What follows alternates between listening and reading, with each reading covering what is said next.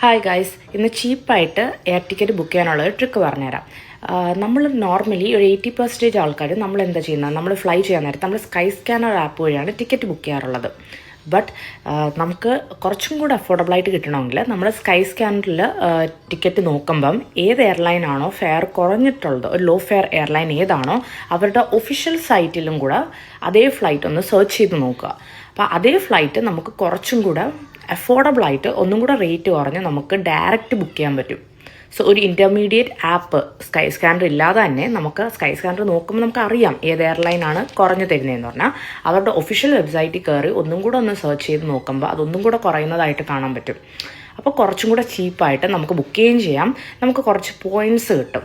അപ്പോൾ ആ പോയിൻറ്റ്സ് നമുക്ക് നമ്മുടെ പ്രൊഫൈൽ ആഡ് ആകുമ്പോൾ നെക്സ്റ്റ് ഫ്ലൈറ്റിൽ നമുക്ക് അതിൻ്റെ ഒരു എയർ റിഡക്ഷനും കൂടെ കിട്ടും. അപ്പം കുറച്ചും കൂടെ നമുക്ക് അഫോർഡബിളായിട്ട് ട്രാവൽ ചെയ്യാൻ പറ്റും. Thank you, bye bye.